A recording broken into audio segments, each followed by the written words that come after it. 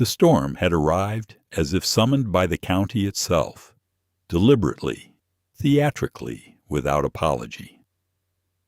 It was the third week of October in the year 1842, and the autumn had been dying beautifully, all amber and gold, until the clouds above Dunmere collapsed and the skies delivered their judgment. By the time Isabella realized the severity of her situation, her traveling cloak was soaked through, Rosalind, her chestnut mare, was limping badly, and the nearest inn was a full 2 miles east. She stood in the lane and assessed her options with the quiet competence that had always been her most reliable characteristic. She was 22 years old, the second child and only daughter of the late Lord Edmund Whitmore, and she had learned early that tears accomplished precisely nothing, while practical action accomplished a great deal. To her left was the dark line of the Ravenshire estate wall. To her right was a lane dissolving into mud. Ahead was lightning. She chose the wall. The climbing was undignified, she would never deny that, and she lost one ivory hairpin to a loose stone and acquired a tear in her skirt hem that her lady's maid Agnes would notice immediately and cluck about endlessly.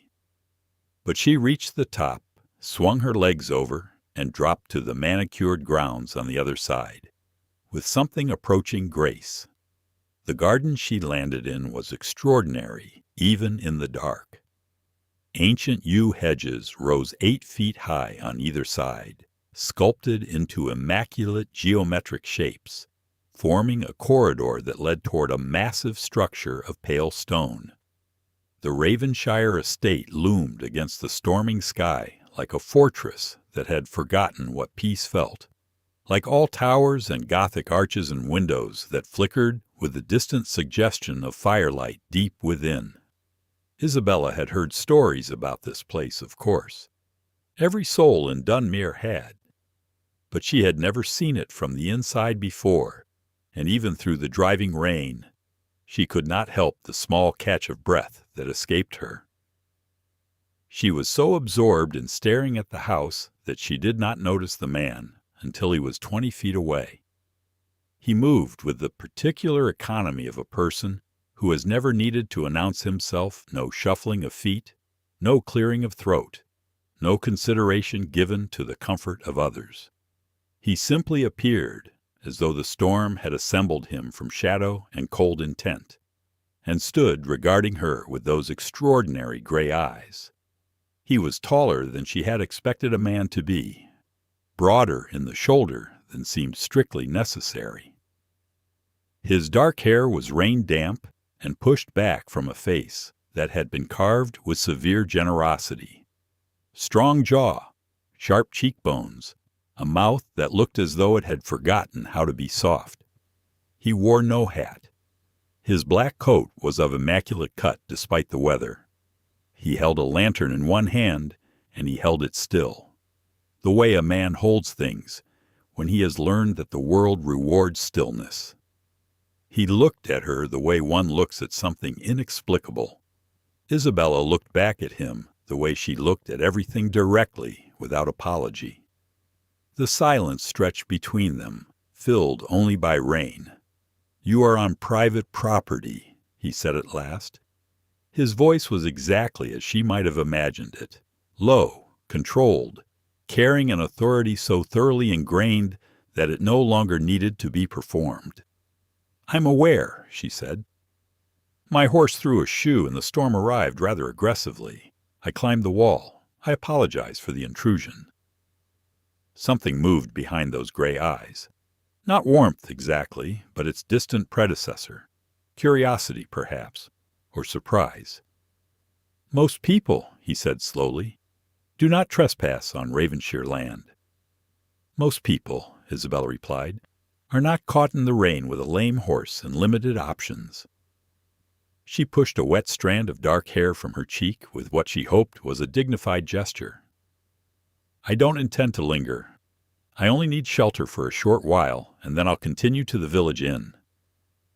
He studied her for another long, unnerving moment. "The east gate is half a mile in that direction," he said, gesturing with the lantern. My groom will see to your horse. You will take shelter in the house until the worst of this passes." It was not a question. It was not precisely an invitation. It was a command delivered with such total confidence that she found herself momentarily speechless, a state she visited rarely and found deeply uncomfortable. "That is very kind," she said, recovering. "I don't believe I've had the pleasure of your acquaintance, sir." His expression shifted slightly. If she had been watching closely, and she was, she might have read it as the expression of a man who has grown so accustomed to being recognized that anonymity feels genuinely strange. "Alexander," he said. "You may call me Alexander." She accepted this half-answer because the storm was growing worse, and the practical part of her mind, which was most of her mind, pointed out that demanding full social introductions in a rainstorm was a luxury she couldn't currently afford. "Isabella," she offered in return. "Thank you, Alexander." And she followed him through the rain toward the house, neither of them knowing yet what they had just set into motion. The inside of Ravenshire House was everything the outside promised, and several things it didn't. There was grandeur, certainly soaring ceilings painted with classical scenes, fireplaces wide enough to stand in, galleries hung with ancestral portraits whose painted eyes followed visitors with varying degrees of judgment. But beneath the grandeur was something else, something harder to name, a quality of held breath, as though the house itself were waiting for something. A housekeeper, a compact, silver-haired woman named Mrs. Peel, who moved with the brisk efficiency of a general, appeared within moments and whisked Isabella away to a private parlor where a fire burned low, and the furnishings were covered in blue silk that had faded to the color of a winter sky. Hot tea was produced. Isabella's cloak was taken. A footman was dispatched to assess Rosalind's shoe. Alexander did not follow her to the parlor. He stood at the entrance to the corridor, and she was aware of him watching as Mrs. Peel guided her away, aware of those gray eyes on her back, in a way she could not explain and chose not to examine.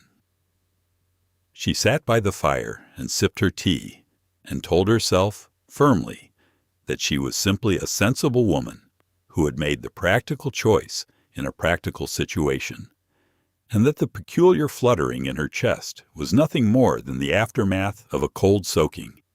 She almost believed herself. He appeared in the doorway of the parlor 20 minutes later, changed into dry clothes and carrying a second cup of tea, as though this were entirely routine, as though women climbed his walls regularly and were received into his home without ceremony. "The storm won't pass before morning," he said, settling into the chair opposite her with the same unsettling ease he brought to everything. "Mrs. Peel will prepare a guest room." "That is entirely unnecessary," Isabella began. "The East Road floods in heavy rain," he said. "You would be walking into 2 feet of water. The guest room is more practical." She could not argue with practicality. It was her own language. She closed her mouth, and something that was nearly a smile moved across his face, brief as candlelight in a draught, and gone before she could be certain she had seen it.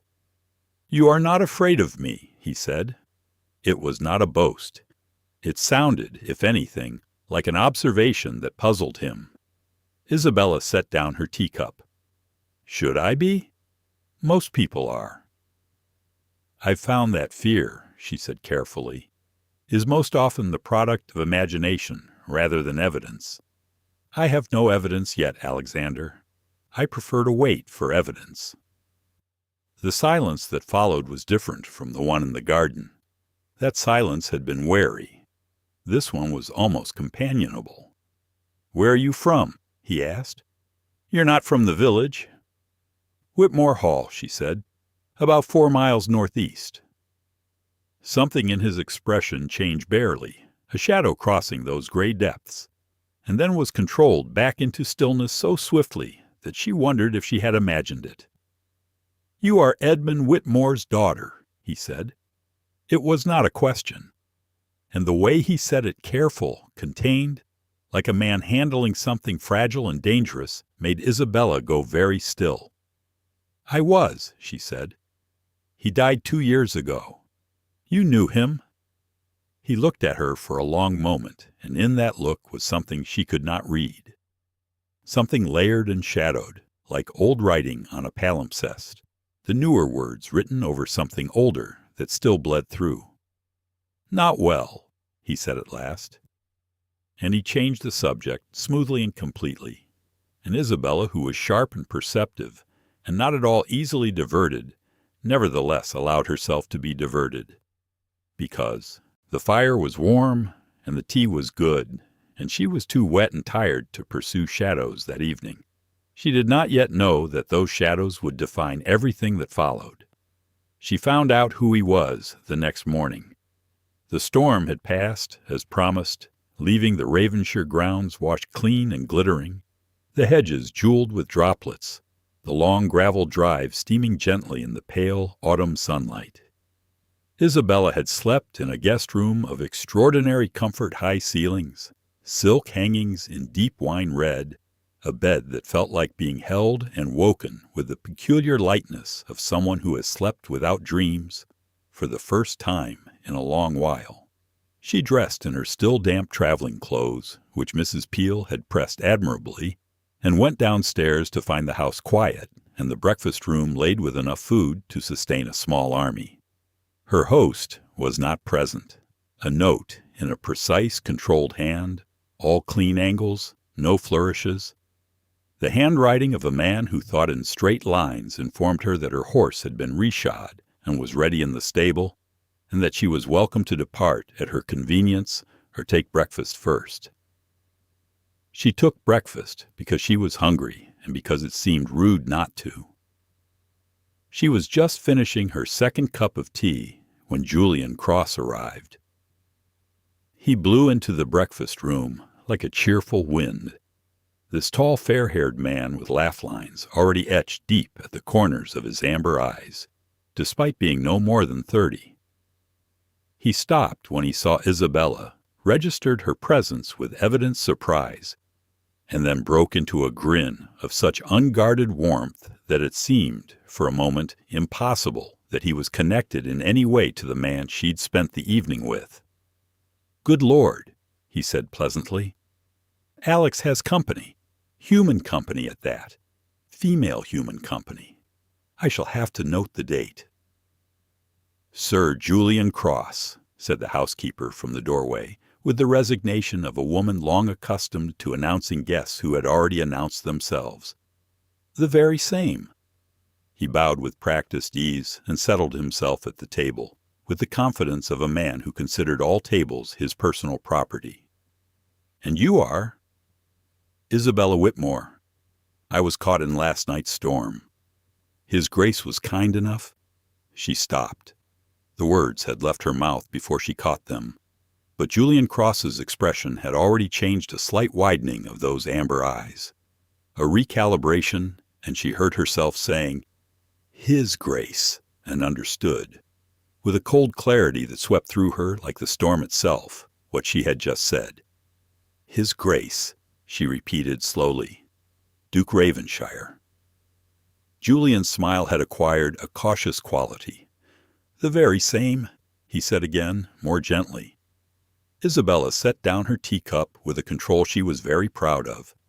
Duke Alexander Ravenshire, the feared Duke of Ravenshire, the man about whom the county whispered in drawing-rooms and over hedges, the man credited with cold ruthlessness, with broken engagements and ruined business rivals, with a reputation so formidable that mothers used his name to frighten daughters away from reckless choices.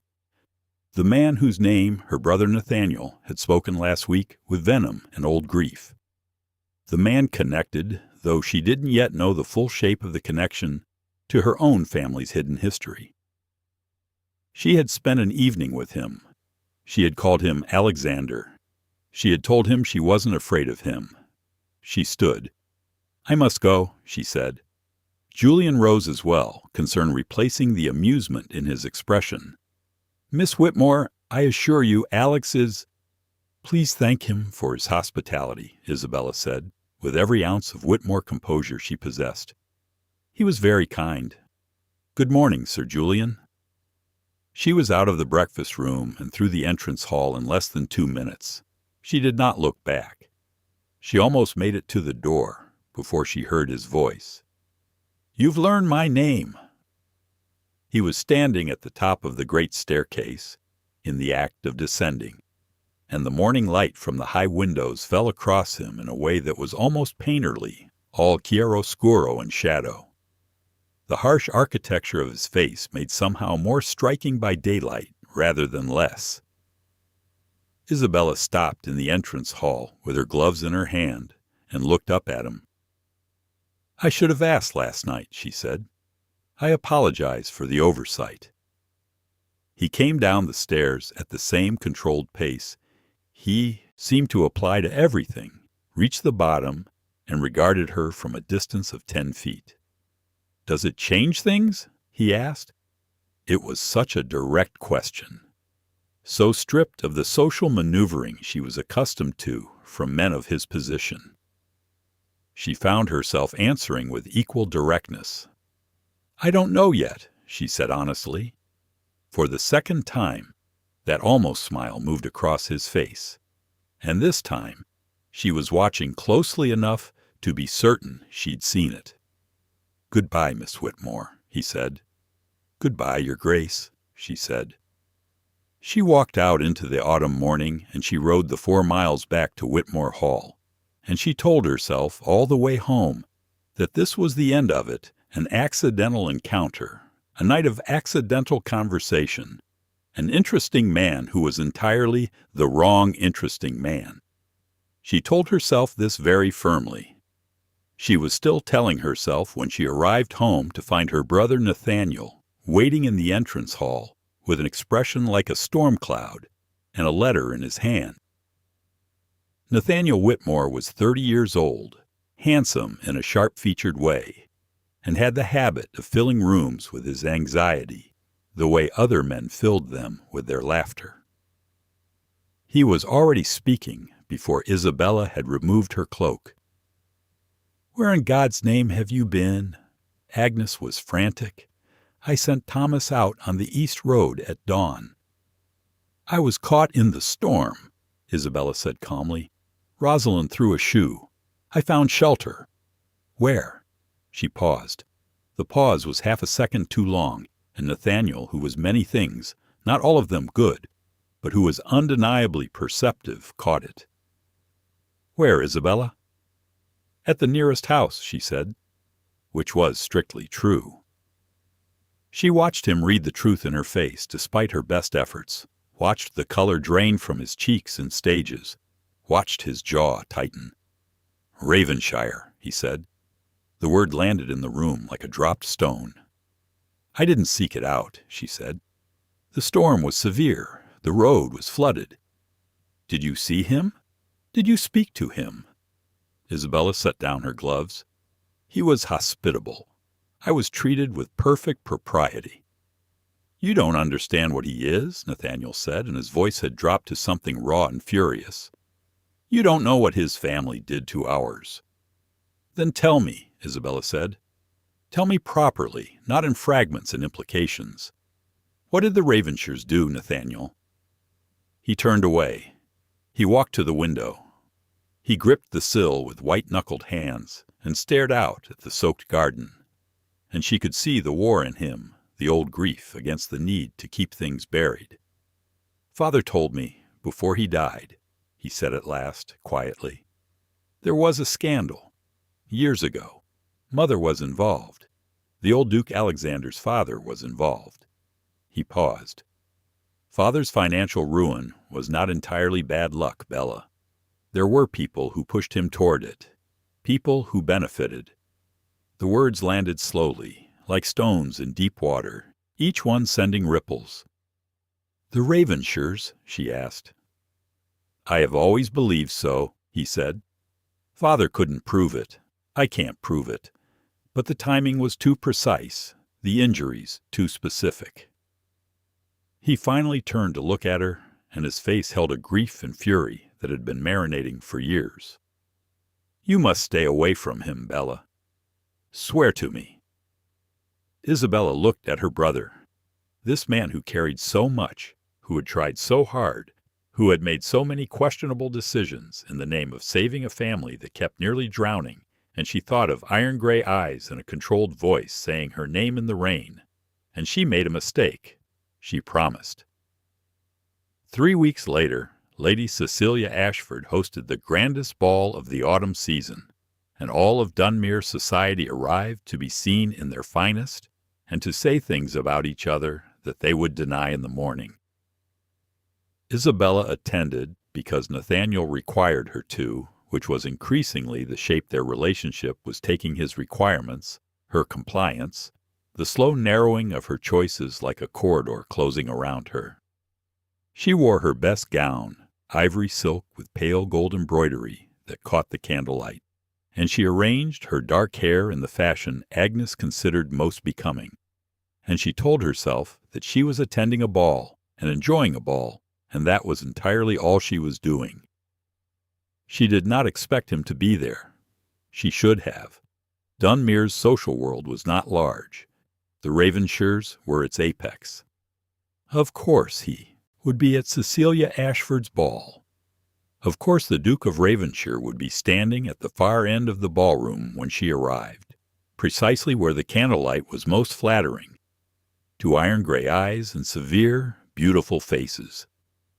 He was speaking to a woman who was almost architecturally perfect, Lady Evelyn Ashford, Cecilia's elder daughter, a creature of pale gold and glacial elegance who wore emeralds that matched her cold, calculating eyes. Evelyn Ashford was 26, wealthy in her own right, connected to 3 dukes through her mother's family, and had been conducting a patient, methodical campaign to become the Duchess of Ravenshire for the better part of 4 years. She was beautiful in the way that expensive things are beautiful, designed, maintained, presented. She was also watching Isabella's entrance with an expression that could have cut glass. Isabella looked away from both of them and turned to accept a glass of champagne from a passing footman. "Miss Whitmore." Sir Julian Cross materialized beside her, and she felt herself relax slightly. He was easy to relax around, this man, in the way that warm fires and good books were easy to relax around. "Sir Julian," she said, "I didn't know you'd be here." "Alex goes nowhere without me, by his choice or by mine. I serve primarily as proof that he is capable of tolerating human company." He said this with the particular affection of a man who has known someone so long that the edges of genuine exasperation and genuine devotion have become indistinguishable. "How are you, Miss Whitmore? I hope the shoe has held." It has. Rosalind is restored to full dignity. They stood companionably for a moment, watching the room fill and swirl around them.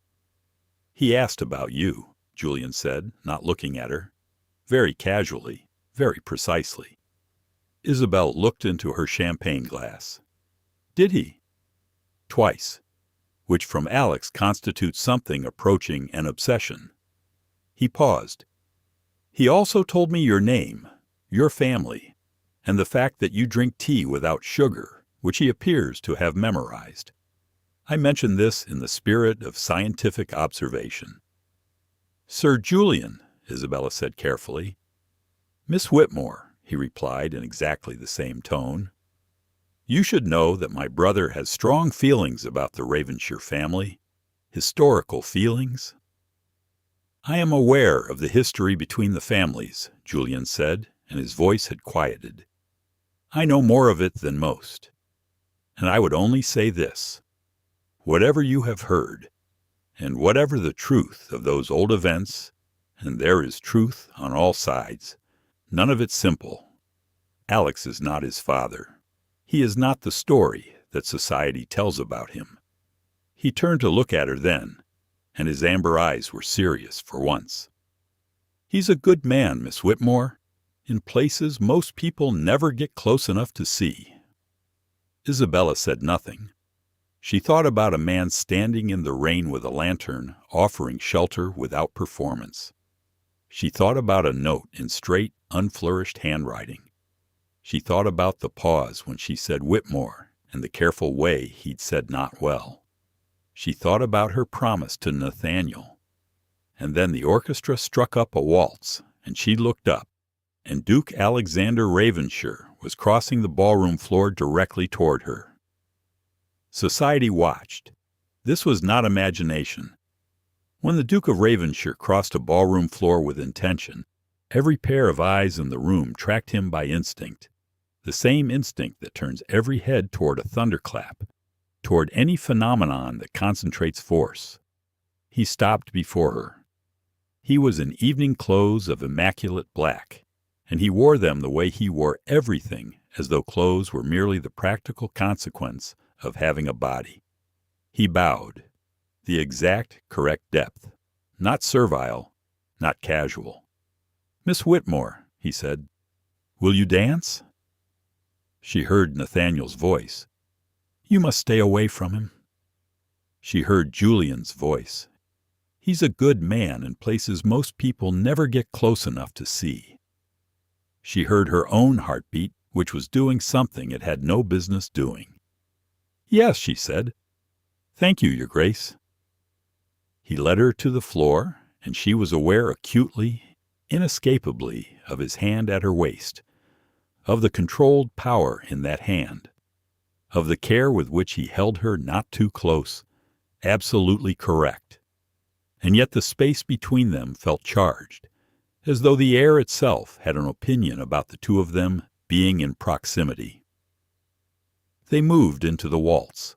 He danced the way she was beginning to understand. He did everything with complete economy of motion, nothing wasted, every movement exactly sufficient.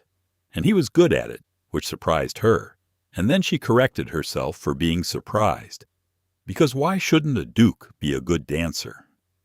"You didn't expect to see me here," he said. Not a question. "No," she admitted. Was the surprise disagreeable? She considered this with the seriousness it deserved. "No," she said again. They turned through a long curve, and she caught a glimpse of Lady Evelyn Ashford watching from the side of the room, those emerald eyes like still, cold water.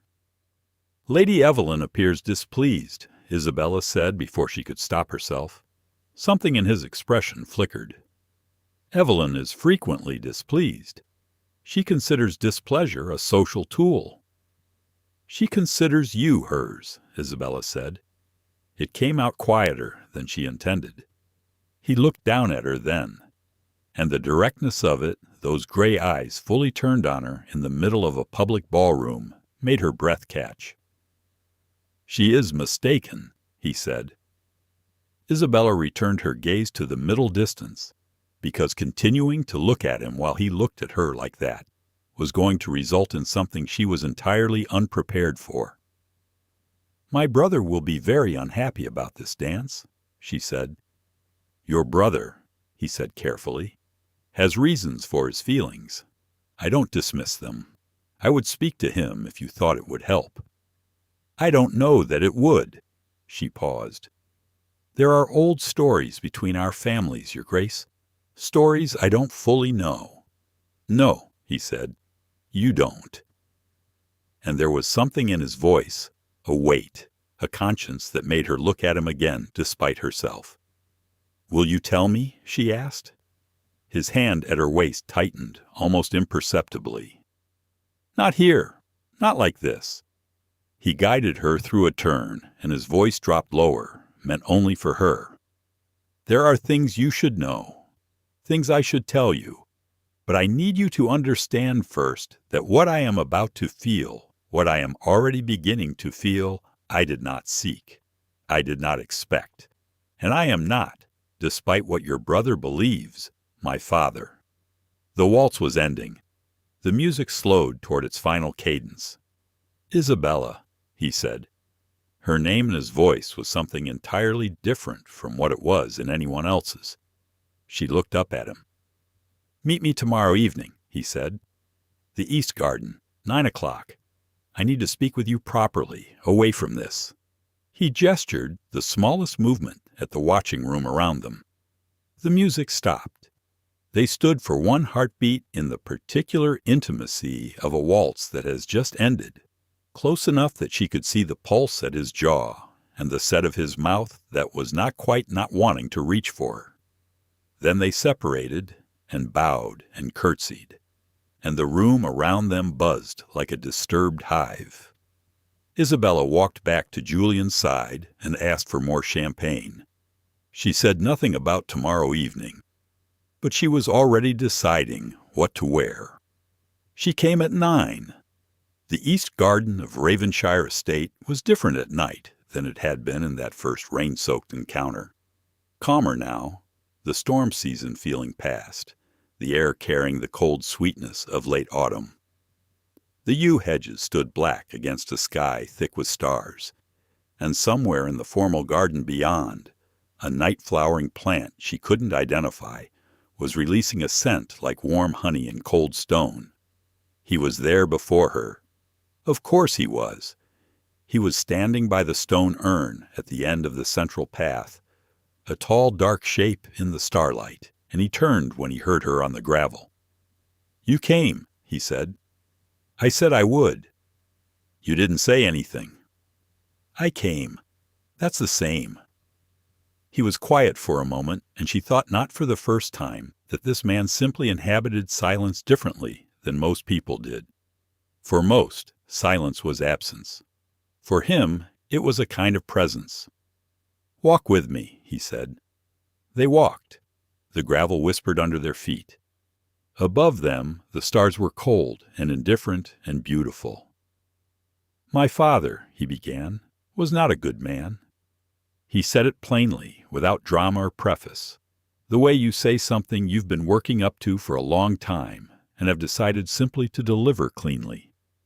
Isabella said nothing, waited. "He was charming," Alexander continued, his voice carrying that controlled, careful quality.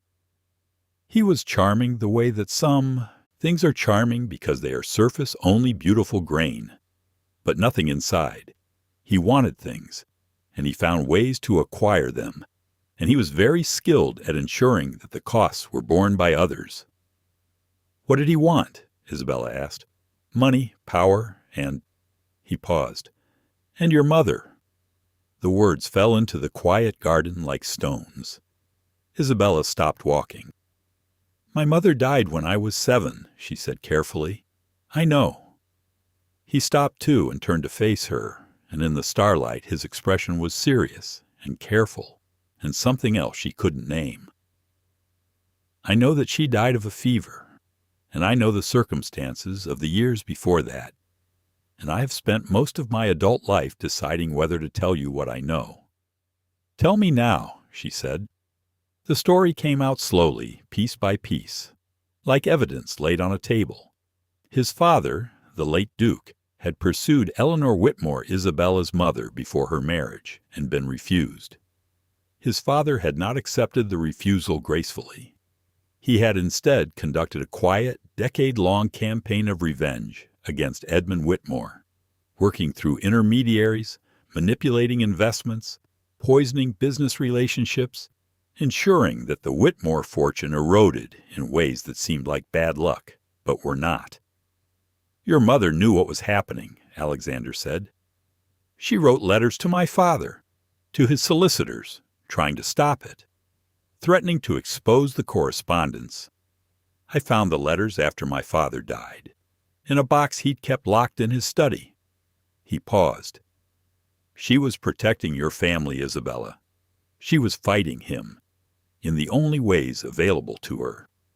And I believe the strain of it, the fear, the isolation, the inability to fully explain to your father what was happening without exposing the earlier scandal, I believe it contributed to her death." Isabella stood very still in the night garden of the man who had just changed her entire understanding of her family's history. She thought about her mother, a soft, dark-haired woman she remembered mostly as warmth and the scent of rosewater, who had seemed to carry some invisible weight that she couldn't ask about and didn't understand. She thought about her father, who had died 2 years ago, still believing his ruin was bad luck. She thought about Nathaniel, who suspected the Ravenshires but didn't know the full shape of it, who had turned his grief into anger and carried it for years. "Why," she said at last, her voice very steady, "are you telling me this now, after all these years?" "Because you deserve to know," he said. "And because," he stopped, began again, "because what I feel when I'm near you makes silence dishonest. And I won't be dishonest with you. Not about this. Not about anything." She looked at him. In the starlight, with the autumn garden all around them and the weight of 2 families' worth of history pressing on the air, she looked at this man who had walked through that history and arrived here, offering it to her clean and undefended. And she felt something complicated and enormous and frightening move through her. "What are you feeling," she said, "when you're near me?" He held her gaze. "I think you know. Tell me anyway." He was quiet for a long, aching moment.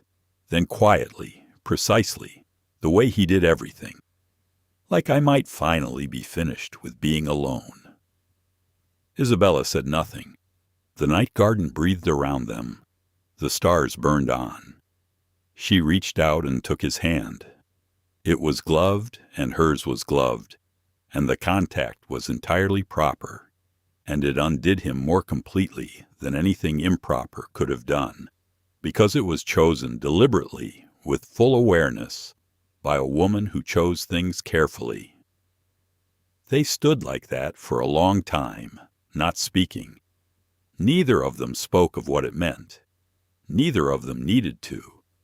But when she finally turned to go, and he walked her to the estate gate, and their hands parted, she felt the loss of his hand in hers as a specific physical thing. And she understood, walking home through the dark, that whatever she had promised her brother, she was already lost. The Dowager Duchess Margaret Ravenshire arrived at her son's estate on a Wednesday morning, 3 weeks before the Christmas season, unannounced and immovable. She was 61 years old and had the bearing of a woman who had never, in her entire life, walked through a door that was not already open for her. She was slim, white-haired, and dressed with a severity that managed to be simultaneously appropriate and weaponized. Her eyes were gray, like Alexander's, but where his were winter sea, deep and cold, and not without hidden motion, hers were winter sky. Flat, reflecting nothing. She found him in the library. He looked up when she entered, and something in his expression, some small, young, tired thing, settled back behind the careful architecture of his face before she even reached the chair across from him. "Mother," he said. "Alexander," she sat. "I hear you have been attending the Ashford entertainments." "I attend whatever I choose to attend." "You were seen dancing with a girl." She said the word girl with the precise inflection of someone using it to mean something smaller than it was. "I was seen dancing with Miss Isabella Whitmore. Yes." The silence that followed was the particular silence of a woman assembling her forces. "Whitmore," she said. "Yes." "Edmund Whitmore's daughter." "Yes." "Alexander."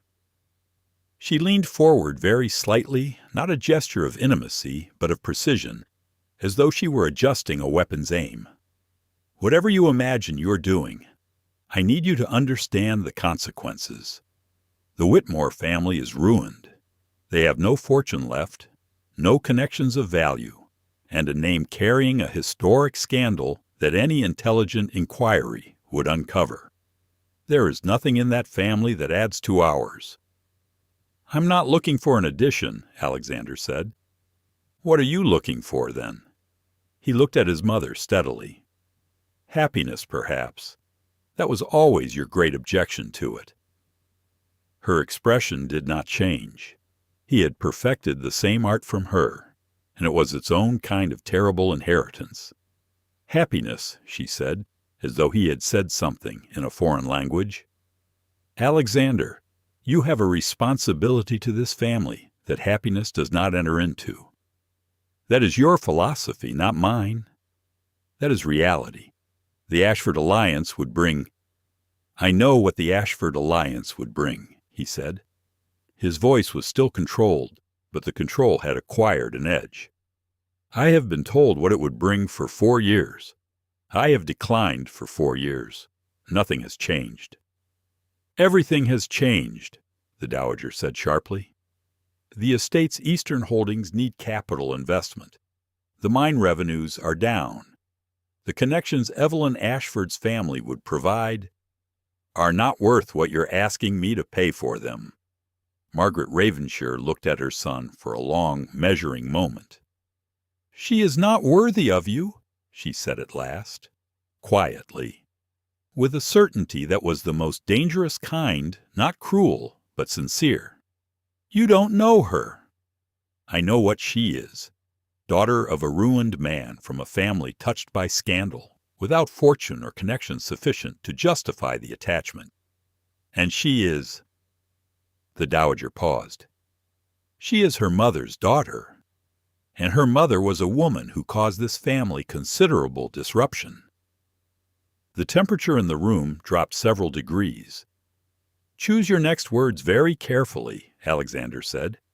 His voice was absolutely quiet now. Absolute quiet was with him more dangerous than volume. His mother read the warning and, being intelligent, redirected. I am only asking you to consider what is owed, she said, to the name, to the legacy, to the people who depend on this estate. A pause. And to your father's memory. My father's memory, Alexander said, is not the monument you imagine it to be. He stood, signaling the conversation's end, with the kind of physical authority that could not be argued with. You are welcome to stay as long as you wish, Mother. The guest rooms in the West Wing are prepared. But you will not speak of Miss Whitmore in the terms you just used. Not in this house. Not to me. He walked out. The Dowager sat alone in the library and looked at the door he had closed behind him, and her expression finally, without an audience, shifted into something that was less than certain. She had not expected him to feel anything. That had not been in her calculations. She recalibrated, the way dangerous people do, and began to think about other approaches. Nathaniel's plan arrived the way his plans always did, without warning, fully formed, and utterly indifferent to Isabella's preferences. She came home from a morning ride to find him in the sitting room, with a man she'd never met, Lord Percival Graves, Baron of Aldmere, a florid 47-year-old widower with extensive Scottish landholdings and a manner that reminded her of a man who had spent his entire life being agreed with. Nathaniel performed the introduction with the bright, brittle energy of someone who has been rehearsing. Isabella stood in her riding habit, still carrying her crop, and looked at her brother over Lord Graves's head. "A word, Nathaniel," she said pleasantly. "Of course. After. Now." In the corridor, with the door closed between them and Lord Graves's politely pretended obliviousness, Nathaniel had the grace to look somewhat abashed. "He is a good man, Bella. His estate in Scotland is—" "You are proposing to sell me to a man I've never met," Isabella said. Her voice was not raised. The absence of raising it was itself a signal. "I am introducing you to a viable prospect. We need—" "I know what we need. You tell me what we need every other day. The estate debts, the creditors, the family honor. I know the ledger, Nathaniel." She looked at him steadily. "That doesn't mean I will marry a man for his land." "You'll have less choice," Nathaniel said, and his voice cracked slightly on it, "if you continue to be seen dancing with Ravenshire." There it was, the real subject. "I danced with him once, at a ball." "You met him in secret," Nathaniel said. His voice was different now, not angry, but frightened, which was worse. "Do you think I don't hear things? Do you think Dunmere doesn't talk? Mrs. Hartley told Lady Blackwood, who told Catherine Ellsworth that you were seen walking near the east wall of Ravenshire 3 weeks ago at dusk." He reached for her hands and held them, and his grip was tight and desperate. "Bella, please. If it becomes known that you and Ravenshire are that there is something between you, his mother will destroy what's left of our reputation. Evelyn Ashford's family will bury us. You are the last thing I have that is worth protecting." Isabella looked at her brother, this frightened, ambitious, imperfect man who loved her the only ways he'd ever learned how, and felt the complicated grief of it settle over her. "Lord Graves is not the answer," she said quietly. "Then help me find one.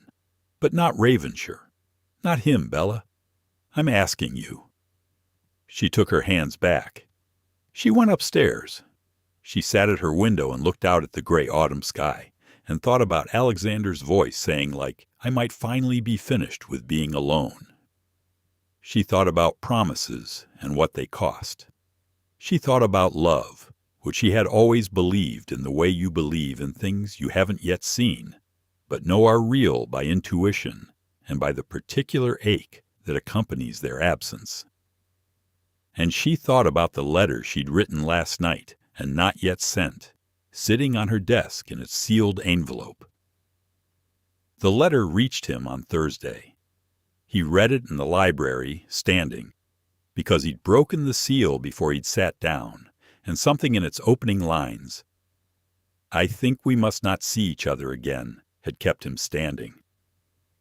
Julian found him an hour later, still in the library, the letter on the desk, staring at nothing. "Alex, she's ended it." "It hadn't properly started," Julian said gently. "Don't." Julian was quiet. Then, "What are you going to do?" Alexander was quiet for a long time. When he finally spoke, his voice had a quality Julian had not heard in it before, something raw beneath the control, something that had not yet been brought back under authority. "I don't know," he said. "I don't know what honor looks like here. I don't know if I have the right to push past what she's asked for. I don't know if what I feel is worth the damage it will cost her." "What do you feel?" Julian asked. Alexander looked at the letter. "Everything," he said. "For the first time in years. Everything." Julian Cross, who had watched his friend move through the world like a man behind glass for the better part of a decade, sat down across from him and said nothing at all. Sometimes that was the only honest thing there was to offer. Lady Evelyn Ashford was not unintelligent. This was the thing people tended to underestimate about her, distracted as they were by the cold beauty and the calculating eyes and the performance of aristocratic indifference she had been delivering since she was 15 years old.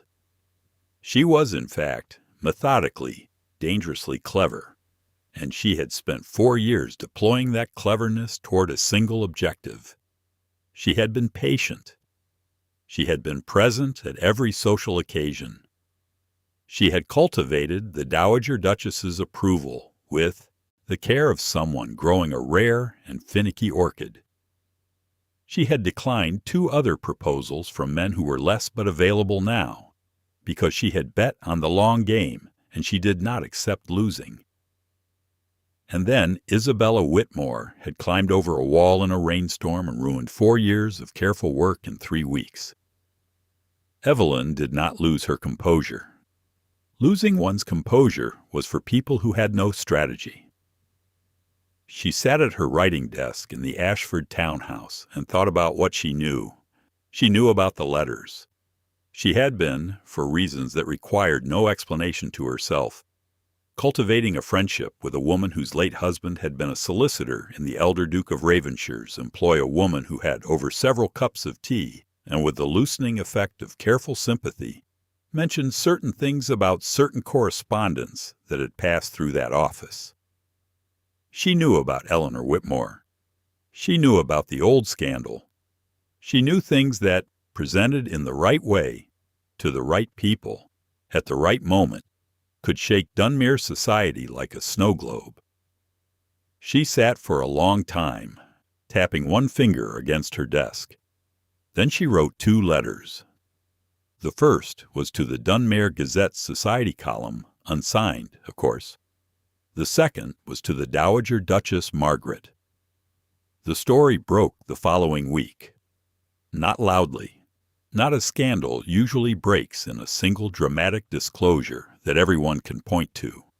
It broke the way cold water breaks ground, silently, incrementally, spreading through the fault lines until suddenly everything shifted.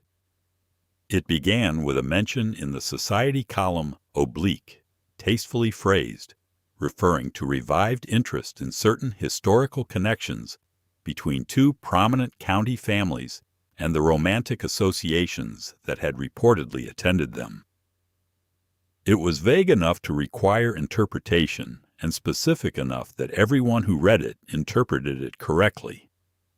By the following Tuesday's dinner parties, the elaborated version was circulating that Eleanor Whitmore, Isabella's late mother, had been involved in an intimate scandal with the late Duke of Ravenshire, that the Whitmore family's financial ruin had been the result of this entanglement rather than simple misfortune, and that young Miss Whitmore was now pursuing the current Duke with full knowledge of this history, presumably for the purpose of financial recovery. Isabella heard the version that had reached its 3rd iteration of embellishment from Agnes, who had heard it from the butcher's wife, who had heard it from the Hartley housekeeper. She sat very still while Agnes told her. Then she went to her brother. Nathaniel was already in a state when she reached him. His face was ashen, his movements jerky and over-controlled. "Nathaniel," she said, "tell me what is true and what is not." He sat down. He put his face in his hands. And then, in a voice muffled by his palms, he told her everything he'd told her before, and then the thing he hadn't, the thing their father had told him, the final piece. Their mother and the late Duke had not been romantically involved. There had never been anything of that kind. Eleanor Whitmore had been blackmailed. The old Duke had acquired, through unknown means, certain letters she had written to an old friend, letters that contained nothing truly shameful, but could be made to appear so, if presented wrongly.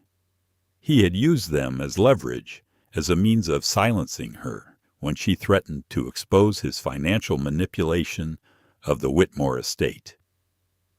"Father found out just before he died," Nathaniel said. "He was going to confront the old Duke, but the old Duke died first, and Father thought it was over, thought we were safe."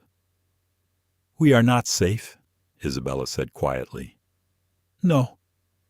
She thought of Alexander in the garden, telling her the same history from the other side. His father's ruthlessness, his mother's fight, the letters he'd found. He had found the letters. He had known all of this. He had told her, without telling her the worst of it, protecting her from the piece that was most painful, while giving her enough to understand. Or said a cold, small voice, in the back of her mind, he had given her the version of events most favorable to himself. She pushed the voice down. She did not want to think that. But the story was out now, twisted and ugly, and half of Dunmere believed it, and the other half was deciding whether to believe it. And Isabella Whitmore had to choose what to do next. She went to Ravenshire. She did not send a letter first. She arrived at the front entrance on a gray Monday morning and asked for the Duke, and was shown into the same blue parlor where they had first talked over tea. And she stood at the window and waited. He came quickly, more quickly than formality required, which told her something. He stopped when he saw her expression. "Isabella," he said. "You knew," she said, "about my mother, about the blackmail, about the letters." "Yes." And you told me about your father's manipulation, about the financial ruin. But you didn't tell me about the blackmail. No. Why? He was very still. Because I thought you had been given enough pain for one evening. And because... He paused. Because the letters still exist. I have them. And I was afraid that if I told you I had them, you would only think I was using them as my father had. As leverage. She looked at him. Where are they now? In the library. I'll give them to you. Today. Right now, if you want. And the story in the column was not from me, he said, and his voice had hardened. I know who it was from. I know the source, and I am already addressing it. Lady Evelyn. He said nothing, which was confirmation. She wants to ruin me, Isabella said, so that you'll choose her instead. She is mistaken about what she can make me do, Alexander said. She is mistaken about many things. Isabella turned back to the window. The Ravenshire grounds stretched away in all directions, gray-green and vast and beautiful, and entirely belonging to this man, this complicated, damaged, trying man, who had just told her he would give her the very weapons that could be used against him. I told you to stay away from me, she said quietly. In my letter. You did. And now my family's name is being destroyed by a woman who is protecting her position with you. Isabella. And my brother is in there. She stopped, started again. My brother is being driven by desperation into choices that will make everything worse. And your mother has made clear that she considers me beneath contempt. And society is whispering. She pressed her fingertips to the cold glass. This is the cost. This is what it costs. He crossed the room. He stood behind her, close but not touching, and she could feel the warmth of him, the contained heat of a man trying very hard not to reach for her. Tell me to walk away, he said quietly, and I will. I will give you the letters, and I will repair what I can, and I will ask nothing from you in return. Tell me that's what you want, and I will believe you. She closed her eyes. I can't tell you that, she said. Then tell me what you can tell me. She turned. He was so close. Those gray eyes were completely unguarded. For once, none of the iron, none of the careful distance, just this. A man in the full terrifying vulnerability of loving someone he hadn't planned to love. I'm frightened, she said. I know. Of you. Of this. Of what it costs. I know. It doesn't matter, she said, and saying it made it true. I'm frightened, and it doesn't matter because She stopped. The word was right there. She knew it was there. She felt it, the way you feel sunlight through a window, warming you before you've looked up to find it.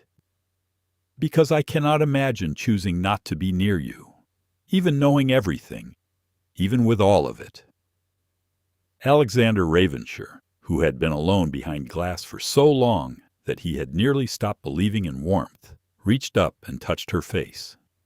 One hand, careful as a man who has spent his life breaking things by holding them wrong, cupped her cheek. I will fix this, he said. The story, the letters, your name, all of it, I promise you. I don't need you to fix it, she said. I need you to face it with me. His thumb moved across her cheekbone. Yes, he said softly. Yes, that. And they stood in the blue parlor with the gray November light all around them and the whole weight of two families' history pressing at the walls, and it held. What Nathaniel did, he did out of love. This was the most painful part of it. Isabella understood this later, when she had enough distance from the initial shock to see it clearly.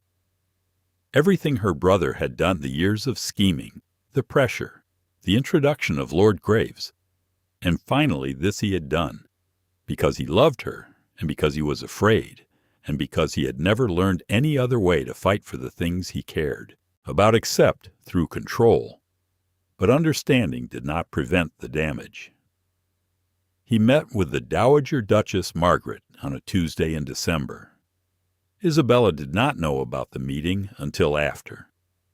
She pieced it together later from what Julian told her, from what Alexander's expression told her when she arrived at Ravenshire unannounced the following Thursday, to find the house tense and cold in a way that had nothing to do with the season.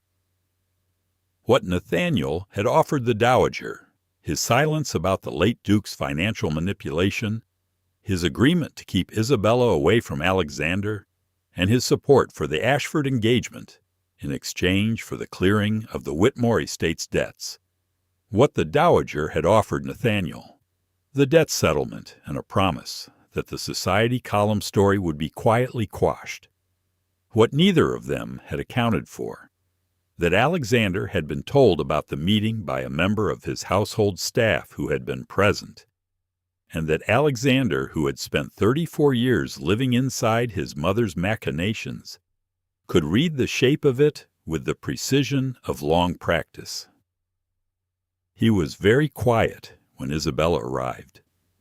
Too quiet, which she was learning was its own language. "What happened?" she asked. He told her. She sat through the telling with the peculiar, distant calm that sometimes descends in moments of extreme pain, the way extreme cold can feel, briefly, like nothing. "My brother," she said when he finished. "Yes." "He traded me. He traded what he thought was leverage. Yes." The calm cracked, very slightly at the edges. "He had no right," she said. Her voice did not shake, but something moved through it, something tidal. "My life is not his to barter." "No." "And your mother has overestimated her influence over me for the last time." His voice was absolutely controlled and absolutely certain. "I have accepted that control my entire life because I believed it was what duty required. I was wrong. Duty doesn't require me to be a piece moved on someone else's board." Isabella looked at him. "What will you do?" "I'm going to speak to your brother," he said. "Directly. And then I'm going to speak to my mother. And then—" He paused. He looked at her with those gray eyes that had nothing hidden in them anymore. "I'm going to ask you something, Isabella, in front of everyone who has tried to prevent me from asking it, and I need to know if your answer will be yes." The room was very still. "You're speaking of marriage," she said. "I am. You understand what it will cost, socially, politically. Your mother will—" "My mother will adjust," he said. "She always does. Nathaniel will. Your brother's debts can be settled through legitimate means. I have the means. I don't require his cooperation. Lady Evelyn is someone I will think about," he said. "Never again." Isabella was quiet for a moment. Then, "I need to speak to Nathaniel first," she said. "Before any of this. I need to speak to him myself." He nodded once. "I know. And I need you to understand that whatever he's done, he is my brother. I cannot simply set him aside. I won't. I'm not asking you to." He looked at her steadily.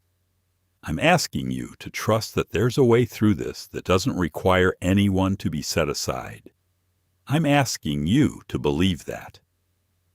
She looked at him, this man who had spent his entire life being told what was and wasn't possible, who had learned his emotional architecture from a father who felt nothing and a mother who weaponized everything, who had arrived at this moment carrying all of it and still managed to look at her like she was something worth building toward. "I believe it," she said. The conversation with Nathaniel took 2 hours. She went to him in the evening when the house was quiet and he was sitting with the ledgers he was always sitting with, the columns of numbers that were the visible architecture of everything he feared. He looked up when she came in and read something in her expression that made him close the ledgers immediately. "Bella," he said, "don't." She sat down across from him. "Let me speak first, all the way through." She told him what she knew, all of it, The full story that Alexander had given her, the real story, and the letters that Alexander had found and would give her to do with as she chose. She told him about the blackmail and their mother's courage and what Eleanor Whitmore had actually been fighting against and who she had actually been. Nathaniel's face went through changes she'd rarely seen on it. The hardness of years shifting, cracking, letting through something younger and more wounded. When she finished, he was silent for a long time. "He told you this," he said. "Ravenshire. He told me, because he wanted me to know the truth, because he holds the evidence, and he wanted me to have it without conditions." Nathaniel rubbed a hand over his face. "I thought I believed he was like his father. I believed it for so long." "I know. I went to his mother, Bella. His voice broke slightly on the admission. "I thought I was protecting you. I thought if I could just remove the danger." "I know," she said again quietly. "I know why you did it. I understand why you did it." She paused. "But Nathaniel, you cannot trade me. You cannot use my life as currency for what you need, no matter how frightened you are." "No," he said. He said it the way a man says something he means, fully and without reservation. When the person in front of him has shown him clearly and without cruelty what he has done wrong. "No, you're right." She reached across and took his hand. He was her brother. He had made terrible choices from love and fear and the weight of a legacy that should never have been entirely his to carry. She could not stop loving him for being imperfect. "He wants to settle the estate debts," she said. "Alexander, through proper means. He's not asking anything in return." Nathaniel looked at her with an expression that was raw and complicated and slowly, carefully becoming something like hope. "And you?" he asked. "What do you want?" She looked at her brother and let herself feel it, the full, terrifying, radiant certainty of it, and smiled. "Him," she said. "I want him." The confrontation with the Dowager Duchess happened 3 days later in Alexander's library with both him and Isabella present. Margaret Ravenshire arrived prepared for resistance. She had spent 2 days reassembling her arguments, recalibrating her approach, identifying the most effective lines of attack. She sat with the composure of a woman who has won many such battles and intends to win this one. She had not accounted for them together. Isabella had not planned to speak first. But the Dowager's opening a precise, measured dismissal that touched on Isabella's family, her fortune, her mother, and the appropriateness of her aspirations, all in the space of 3 sentences, arrived with such immaculate contempt that something in Isabella simply declined to sit still for it. "Your Grace," she said, and her voice was entirely steady, "I would like to tell you something about Eleanor Whitmore." The Dowager looked at her with those flat gray eyes. Isabella held the letters, the originals, which Alexander had given her without condition, and she began to speak. She told the story, clearly, without dramatic embellishment and without mercy. She told it the way her mother had fought the old Duke steadily, factually, refusing to be managed. She laid out the evidence piece by piece, and she watched the Dowager's composure acquire the quality of a wall, with a crack in it, the structure still standing, but compromised. When she finished, the room was very quiet. The Dowager looked at her son. Alexander was standing with his arms folded, watching his mother with an expression that was not unkind, but was completely immovable. "The young lady," Alexander said quietly, "is going to be my wife. This is not subject to discussion or negotiation.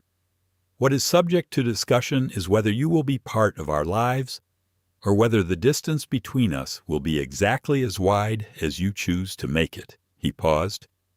"I would prefer it not to be wide, Mother. I would prefer it to be family. But I will accept whatever you decide." The Dowager Duchess looked at the letters Isabella still held. She looked at her son, She looked at this young woman who had just faced her with the composure of someone carrying both grief and love and refusing to put either one down. She was silent for a very long time. "You are like her," she said at last to Isabella. And it was not what it would have been from her mouth a week ago.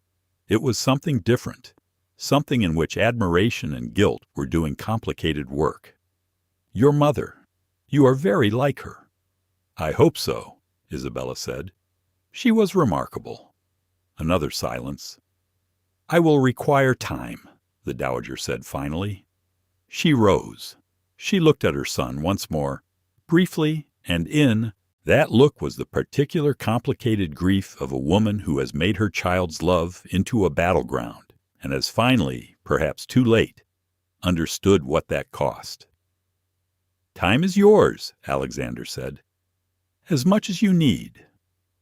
She left. Isabella set the letters on the desk. Her hands were perfectly steady. Alexander looked at her. "Are you all right?" he asked. "Remarkably," she said. And then, because the sheer weight of the last 2 hours needed somewhere to go, she sat down in the nearest chair and pressed both hands over her face and breathed. His hand found her shoulder. Steady. Present. "There." "Isabella," he said. "I'm all right," she said from behind her hands. "I told you. Just giving myself a moment. Take all the time you need." She dropped her hands and looked up at him, and he was looking down at her with an expression so unguarded, so entirely free of performance, that it stopped her breath. "You haven't actually asked me yet," she said. He blinked. "No." "You told your mother I was going to be your wife." "I did." That was a somewhat significant presumption. Something that was, unmistakably and completely, a smile moved across his face, real and warm and slightly rueful. He went down on one knee. There in the library, with the autumn light fading through the tall windows and the letters of 2 family secrets on the desk, and the whole complicated, hard-won present of them both arrayed around them, Duke Alexander Ravenshire looked up at Isabella Whitmore and said, "I love you. I have loved you since you stood in a rainstorm on my property without a shred of fear and looked at me as though I were simply a man and not a title or a reputation. I want to spend my life being looked at that way. I want to spend my life earning it." He paused. "Will you marry me, Isabella?" She looked at him for a moment. This man who had been cold and alone and damaged, and was now in front of her, none of those things. "Yes," she said. "Obviously, yes." He laughed. It was brief and startled, and utterly genuine a laugh that had been somewhere behind the glass all along, waiting. It transformed his face. She thought she could listen to that sound for the rest of her life, and it would never lose the quality of a miracle. Lady Evelyn Ashford did not accept the outcome quietly. This surprised no one who knew her, and yet the form her retaliation took was sharper than most had anticipated. She took the remaining pieces of the old story, the blackmail letters, which she had heard existed through her dowager connection, and went not to the society column, but directly to Lord Hartley, the county magistrate, with a claim that the letters represented evidence of criminal conspiracy on the part of the late Duke of Ravenshire, and that the current Duke was suppressing this evidence for personal gain. The claim had no legal merit. Julian told Alexander this immediately, with the professional certainty of a man who had read law at Oxford and kept his knowledge current. But it created noise. Public noise. The kind that doesn't require merit to be damaging. The engagement announcement had been submitted to the county newspaper. It had not yet run. Nathaniel came to Alexander directly, which surprised them both, and which cost Nathaniel something that showed on his face, and said, "What do you need from me?" What he needed was what Nathaniel could provide, a formal statement, witnessed and notarized, attesting to the true history of the Whitmore-Ravenshire matter as he understood it from their late father. This statement, combined with the letters Isabella held and Julian's legal analysis, formed a counter-narrative complete enough to make Evelyn's claims collapse under scrutiny. Alexander went himself to Lord Hartley. He brought Julian and the letters, and Nathaniel's statement, and 15 years of irreproachable reputation as a magistrate's peer, and he laid it all on the table and let the evidence speak. It took 3 hours. By the end of it, Lord Hartley had declined to pursue the matter, expressed his view that certain members of the county might benefit from greater caution about unsubstantiated claims, and offered his congratulations on the upcoming engagement. Evelyn Ashford received a visit from Julian Cross the following day. The visit was brief and very private, and Julian, who never discussed it, had an expression afterward of someone who has said exactly what needed to be said and was at peace with it. Lady Evelyn's family moved to London before Christmas. Isabella, when she heard this, felt only something clean and finished, like a chapter closing. The engagement ran in the county newspaper on the 18th of December. It was brief and formal and absolutely public. The responses were various. The county's progressive elements, those who had always found the Duke's severity excessive and were disposed to appreciate a match founded on evident feeling rather than alliance, were openly approving. Several letters of congratulation arrived at Ravenshire and at Whitmore Hall within the week. The more conservative elements murmured, because conservative elements always murmur, and then gradually quieted, because the Duke of Ravenshire's position was too formidable to oppose indefinitely, and because Isabella Whitmore, once society actually looked at her directly rather than at her family name, was demonstrably difficult to dislike. The Dowager Duchess remained at Ravenshire through the Christmas season. She and Isabella existed in the same house with the careful, measured quality of two people navigating new geography without a map. There were no grand reconciliations. There were small moments. The Dowager asking Isabella's opinion on the arrangement of the Christmas greenery, Isabella asking the Dowager about a portrait in the gallery, and receiving a longer answer than she'd expected. The sharing of tea in the morning. The gradual discovery that they were both, at core, people who valued directness and found performance exhausting. On Christmas Eve, the Dowager said quietly, without preamble, while they were sitting by the fire after dinner, "I was unkind. About your mother. What I said was unkind and untrue." Isabella set down her embroidery. "Yes," she said. "It was. I'm sorry." It was a simple sentence, not flowered with explanation or excuse, just the thing itself, offered without qualification. "Thank you," Isabella said, and meant it. They sat together for a while after that, in the comfortable silence of two women who have decided, carefully and without ceremony, to try. They were married on the 3rd of March, in the small stone chapel at the edge of the Ravenshire estate, in front of everyone who mattered and no one who didn't. Nathaniel gave her away with steady hands and red eyes, which he would deny later, and which she found more moving than any eloquent speech could have been. Julian Cross stood with Alexander and spent most of the ceremony smiling the smile of a man who has been waiting a very long time to see something and is finally seeing it. The Dowager sat in the front pew and held herself very straight, and watched her son with an expression that had something in it, some quiet, difficult, late-arriving thing that was as close as she could get to joy. Isabella wore her mother's wedding lace, remade. It was a deliberate choice, and she felt Eleanor Whitmore in it, the woman who had fought so hard and so quietly for her family, who had never stopped fighting, and the feeling was not grief, exactly. It was inheritance. It was continuity. It was a daughter carrying her mother's courage into a new chapter. Alexander saw her come through the chapel doors, and his face, which Isabella would later describe to Agnes as doing something she had never seen it do before, and hoped to spend the rest of her life seeing, simply opened. All the control, all the careful architecture, all the long-maintained distance, gone. He looked at her the way the East Garden looked after rain, like something cleaned of everything that had accumulated, like something beginning. She asked him once, months after, on a summer evening in the East Garden, the garden where they had first stood together in the dark and held hands through their gloves, what the worst of it had felt like.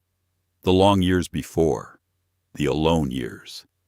He was quiet for a while, the way he was quiet, when he was actually thinking rather than simply choosing what to say. Like I was waiting for something I didn't believe in, he said at last. The way people wait for things they don't believe in without hope, just habit. Getting up every day, running the estate, attending the obligations, all of it behind glass. And now, he looked at her. The summer light was warm on his face, and in it he looked not young exactly, but undamaged, as though the damage had been repaired and the repair was honest, not hidden. "Now," he said, "I'm in the room." She took his hand. He held it the way he held everything, now with the particular care of someone who has finally learned what is worth holding and how tightly. The garden breathed around them. Somewhere beyond the yew hedges, the estate was going about its vast and quiet life.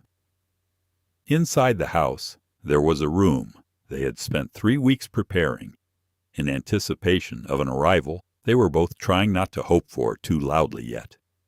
Above them, the summer sky was the color of everything good. Isabella leaned her head against his shoulder, and he rested his cheek against her hair, and neither of them spoke for a very long time. There was nothing left to say. There was only this: 2 people in a garden that had once held a storm, in the particular peace of those who have come through something real together and arrived, finally, somewhere worth arriving. The evening deepened. The first stars appeared. They stayed until the light was gone. In the annals of Dunmere County, the marriage of Duke Alexander Ravenshire to Miss Isabella Whitmore was noted in later years as the event that most thoroughly confounded everyone's expectations and most thoroughly justified them. The estate flourished. The Duke, who had been feared for his coldness, became known instead for something more formidable, a fairness so consistent that tenants told their children about it, and a governance so sound that the Eastern holdings recovered and surpassed their former value within 5 years. Nathaniel Whitmore managed his cleared debts with a sobriety that surprised everyone, including himself. He married, eventually, a clever, practical woman from Shropshire, who had no patience for his anxieties and all the patience in the world for his grief, and found that being released from the need to control his sister's life freed him to discover who he was without that weight. The answer was better than he'd expected. Sir Julian Cross remained the most constant fixture in the Ravenshire household. He was godfather to their first child, a girl with her mother's dark hair and her father's gray eyes. Born on a March morning when the snow was melting and the garden was beginning, tentatively, to return to itself.